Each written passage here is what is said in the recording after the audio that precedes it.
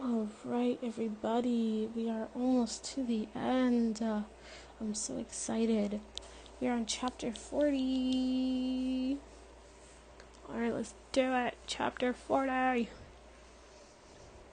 Rach, come on, her mother says Tuesday morning. Tuesday night. She glances at the people crowding into the elevator past Manny. Rachel, stop dreaming! Rachel's father is holding the elevator open for her, but she doesn't go in. She cannot go in. Something is holding her back. She is not dreaming, yet the sensation, vague but compelling, is something very, very much like a dream. She cannot move. Her feet are stuck, her knees as tight as if by wires. Rachel! Rachel! Rachel! Rachel! Rachel! Her father's voice sharpens against her slowness. You're keeping other people waiting. From the elevator, people glance at her, then at her father. She sees their smiles, tolerant or annoyed. And even this is not enough to move her. Well, is she coming or is she not? Someone else says from the back. She finds her volume. Dad, go ahead. What? I'm not going with you. Okay, she's not going. The same voice calls from the elevator. Is it okay if the other people get to leave? Her parents glance at each other and step out. What is it? Her mother says. What's the matter? I'm not going home with you. She hadn't known she was going to say that, but it's true. At once, she hears a voice like an order. Don't leave him. Don't leave Izzy tonight. Not going home? Her mother repeats. What do you mean? You can't go home alone. The buses aren't running. It's too late. I'm going to stay here overnight. She doesn't try to explain, not with this voice, but she says, I have a feeling that I should... Feeling? What feeling? What are you talking about? Never mind, her father says. Let's not get into this feeling. Rachel, you can't stay overnight. You won't sleep. I know it. Saturday I didn't sleep all night. I don't care, Daddy. It's not that important. You need your sleep, her mother says. Ma, don't worry. Maybe I won't be able to sleep, and maybe I will be able to sleep on a chair. It's probably a lot easier for me than for Daddy. Shirley doesn't seem to hear her. What's the matter with you? I never have heard such a thing. Other people go to school and sleep at home. Why do you have to be so different? Her eyes redden with anger and grief. What did I do that I have a daughter like this? Standing there, waiting for her to come to her senses, her parents are like two large, tired animals. Her father puts his arms heavily across Rachel's shoulders and moves her toward the elevator.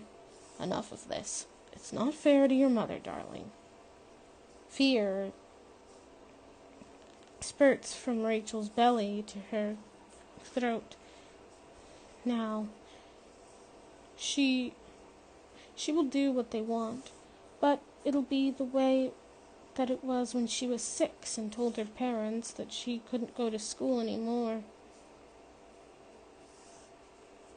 They petted her and said, oh, sure you want to go to school. And they kissed her and laughed at her and sent her off, saying, you'll be fine and there's nothing to be afraid of.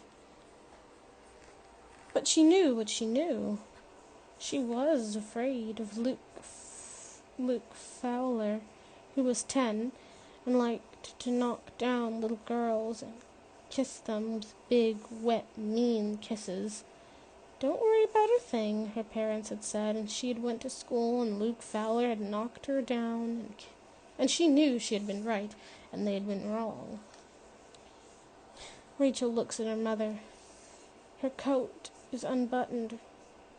No, her coat is buttoned up wrong. The hem hangs lopsided.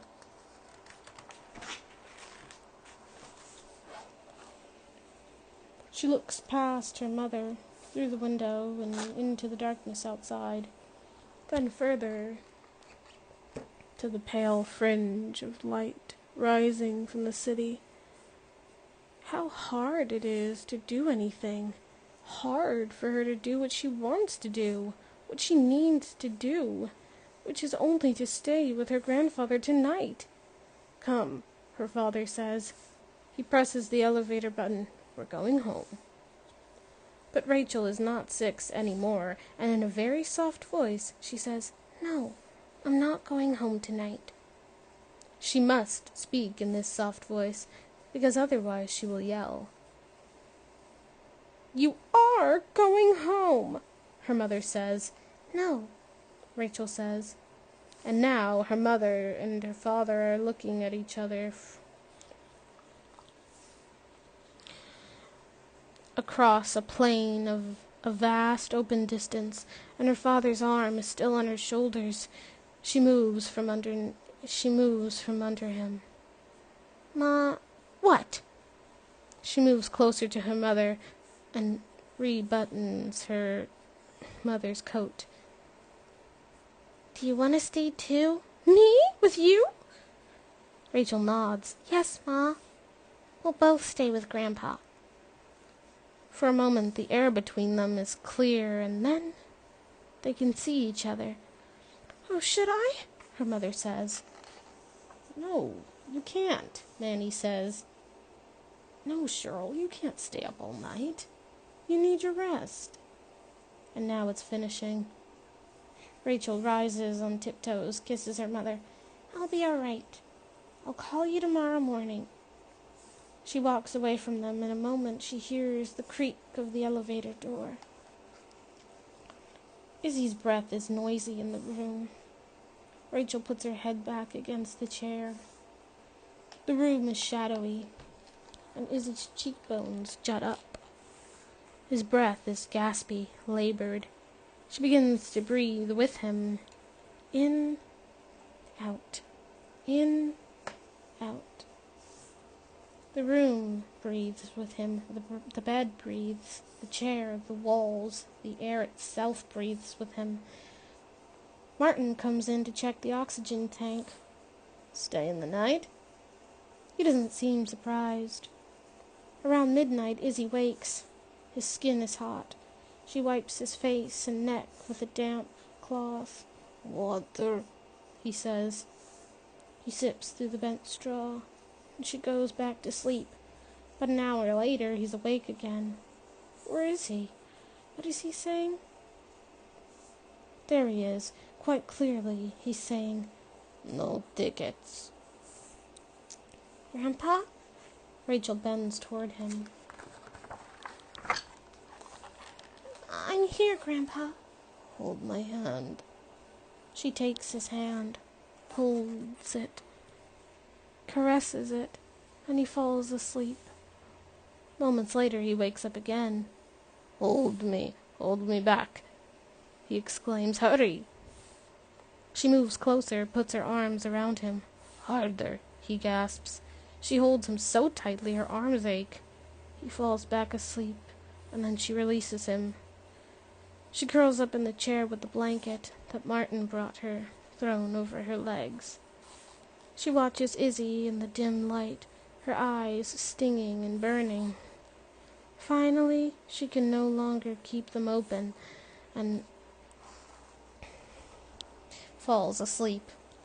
When she wakes up hours later, it's not dark, but it's not yet light. She pushes aside the blanket, stands up stiffly. Her mouth is dry. Her legs ache from her cramped sleeping position. She does a few stretches, rolls her shoulders, and looks in her knapsack for her hairbrush. I don't have my ticket, Izzy says. She turns. He is sleeping. His voice is low but clear. Can I see the captain? Then, a moment later, take another boat. Rachel goes to him. Sweat bursts out on his face. She wets a cloth and wipes his cheeks, his forehead. He's cold, icy cold. His forehead, his cheeks, hands, arms, all cold. She wants to warm him and starts tucking the blankets around him. His eyes open. "Hold my arm," "Hold my arm," he cries. "Hold my face. Is that you?" "I'm here, Grandpa, I'm here." As she holds him, he becomes colder and colder. Icy sweat pours off him. She grabs a wad of tissues and wipes. The tissues come away soaked. Suddenly his forehead drops to one side. There's a rattling noise in his throat. She jumps back, frightened. He coughs twice. His head jerks, and there's another rattling deep in his throat. "Grandpa?" His mouth is open. His nose juts into the air. "Grandpa! Grandpa!" A cry bursts out of her, and she runs into the corridor. A nurse walks toward her. "My grandfather," Rachel says. "My grandfather." Her eyes are throbbing, and the nurse turns sharply into Izzy's room, and Rachel follows her. The nurse takes Izzy's pulse and blood pressure, shines a flashlight into his eyes. "I'll get the doctor."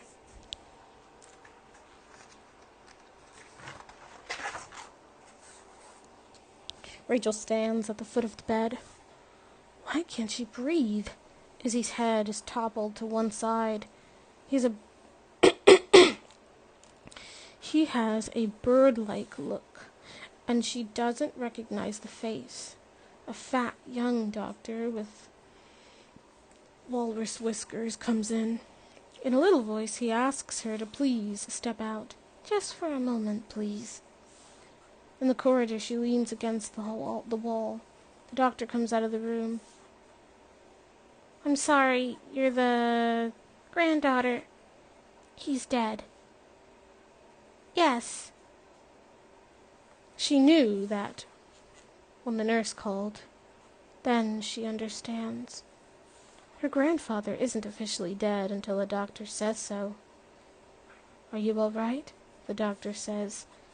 She finds a tissue, blows her nose. "Yes." "You were with him?" "Yes." "You've been staying nights?" "No, just tonight I wanted to." "I see." He stares at her. "Well, is there someone you need to call?" She nods. She walks down the hall to the phone. Calls home. Her father answers on the second or third ring. His voice sounds groggy with sleep. "Daddy, it's Rachel. Grandpa's dead. He just died." "Wait a minute. What do you say, sweetheart? Are you all right?" She has to repeat it. "Grandpa's dead." "We'll be right there. Are you all right?" When she goes back into the room, 2 more nurses are coming out. "Are you all right, honey?" Why is everyone asking her that? She's alive. She's healthy. She's here. She goes into the room. In a few minutes, something has changed. Izzy is in the same position, still lying flat on his back, but he looks different. He looks alive again. She goes closer, touches him. The warmth has returned into his skin. How did that happen? His skin feels normal, warm and elastic. The sunken, starved look is gone, too. He looks gaunt, but better than he has for days and days. Too bad she can't tell Izzy. She might be... He might like this joke. "Grandpa, look better dead than you did alive." Then her parents are there. Manny is crying. It's Shirley who puts her arms around Rachel.